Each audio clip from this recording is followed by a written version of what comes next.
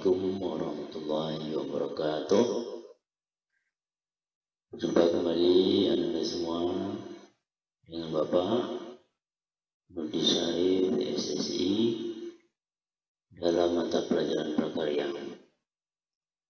Di awal semester ini kita akan mengkaji bab yang pertama, yaitu mengenai kerajinan bahan lunak. Yang akan disajikan ini berupa ringkasan materi dari bab 1, dan diharapkan kalian dapat membaca buku paket ataupun buku pegangan untuk mendapatkan konsep pengetahuan yang lebih rinci. Dan di akhir materi ini nanti akan ada tugas dalam link yang nantinya akan diberikan melalui aplikasi Telegram grup kelas kalian.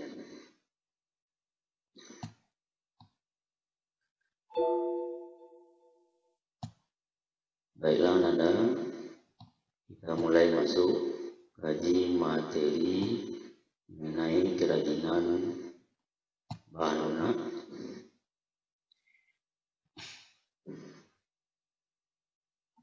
Kerajinan dari bahan lunak merupakan produk kerajinan yang menggunakan bahan dasar yang bersifat lunak.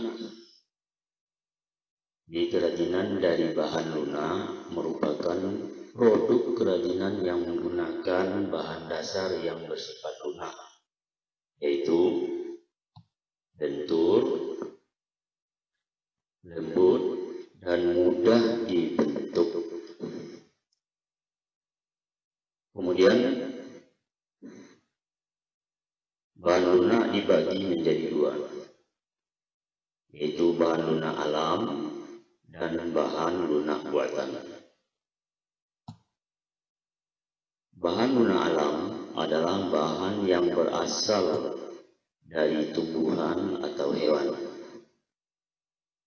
Sedangkan bahan lunak buatan adalah bahan yang diolah manusia dari bahan kimia dan perpaduannya. Jadi bahan lunak ini ada dua pengelompokan. Bahan yang berasal dari tumbuhan dan bahan lunak buatan, bahan yang diolah manusia dari bahan kimia dan perpaduannya. Pada dasarnya bahan-bahan tersebut dapat diolah menjadi kerajinan yang disebut dengan istilah kerajinan bahan lunak. Selanjutnya,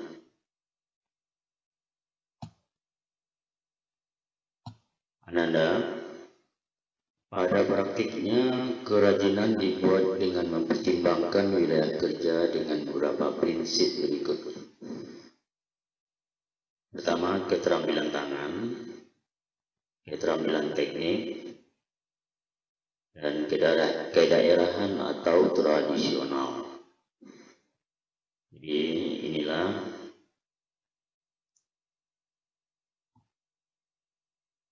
pada praktiknya kerajinan dibuat dengan mempertimbangkan wilayah kerja dengan beberapa prinsip berikut.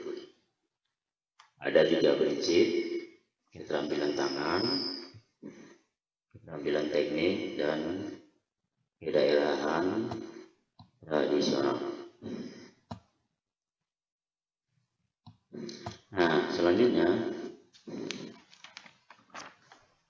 bahan lunak dikategorikan sebagai produk-produk berikut. Bahan lunak dikategorikan sebagai produk-produk berikut. Yang pertama, menambah keindahan sebagai bagian dari karya seni. 3, menjadi persyaratan pemakaian. 4, merupakan petanda atau simbol. Jadi inilah kategori sebagai produk dari bahan lunak ada 4 kategorinya.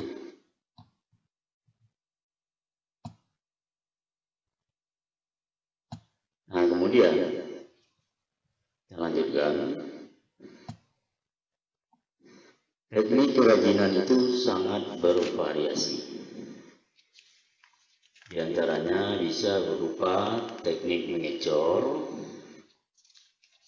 teknik menempel,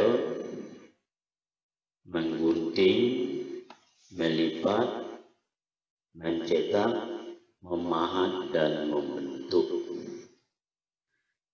Ini variasi dari teknik kerajinan, khususnya kerajinan bahan lunak.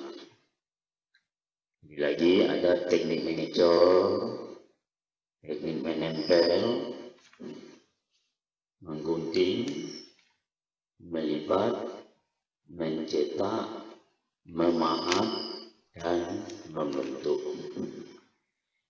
Nah, kemudian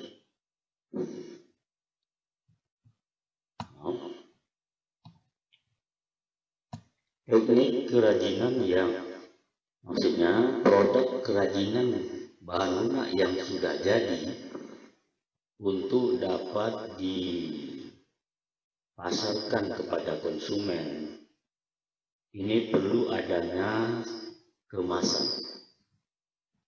Kemasan merupakan wadah sebuah produk dari kerajinan yang dapat melindungi produk, memudahkan penggunaan produk, dan meningkatkan nilai jual produk tersebut.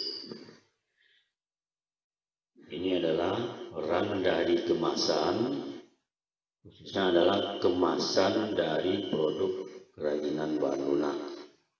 Ini diperlukan, tujuan dari kemasan ini melindungi produk, memudahkan penggunaan produk, dan meningkatkan nilai jual produk tersebut. Selanjutnya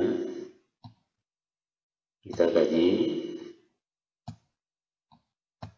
syarat-syarat dari perancangan kerajinan bahan lunak. Pada prinsipnya ada 5 syarat perancangan benda kerajinan. Sekali lagi, ada 5 syarat perancangan kerajinan benda kerajinan. 5 syarat tersebut yaitu: yang pertama adalah kegunaan, yang diistilahkan dengan utility. Syarat perancangan benda kerajinan memperhatikan kegunaan atau utility. Maksudnya adalah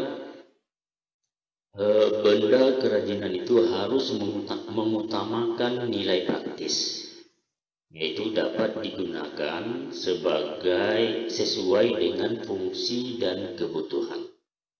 Contohnya mangkuk untuk wadah sayur. Ini contoh dari perancangan benda kerajinan, haruslah memperhatikan kegunaan atau utility. Nah, kemudian perancangan benda kerajinan juga harus memperhatikan kenyamanan atau istilah lainnya comfortable. Maksudnya adalah benda kerajinan harus menyenangkan dan memberikan kenyamanan bagi pemakainya. Ini maksud dari perancangan benda kerajinan, haruslah memperhatikan kenyamanan atau comfortable. Benda kerajinan itu harus menyenangkan dan memberi kenyamanan bagi pemakainya. Contoh, cangkir didesain ada pegangannya. Cangkir didesain haruslah ada pegangannya. Nah, ini contoh perancangan benda kerajinan berdasarkan kenyamanan atau comfortable. Syarat perancangan benda kerajinan berikutnya adalah harus memperhatikan keluasan atau flexibility. Maksudnya adalah benda kerajinan harus memiliki keserasian antara bentuk dan wujud benda dengan nilai gunanya. Contohnya, sepatu sesuai dengan anatomi dan ukuran kaki. Nah, ini perancangan benda kerajinan memperhatikan keluasan atau flexibility.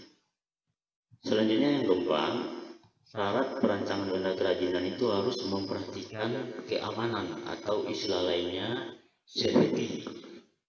Maksudnya, benda kerajinan tidak boleh membahayakan pemakainya. Di benda kerajinan tidak boleh membahayakan pemakainya.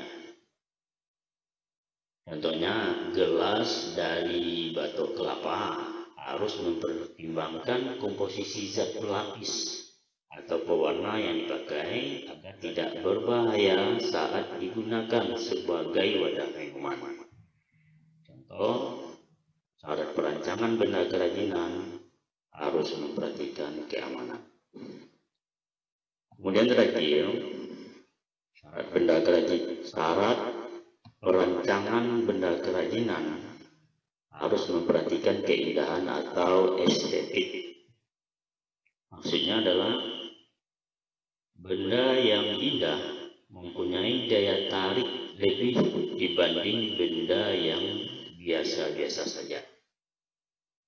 Ini maksud dari syarat benda kerajinan harus memperhatikan keindahan atau unsur estetik.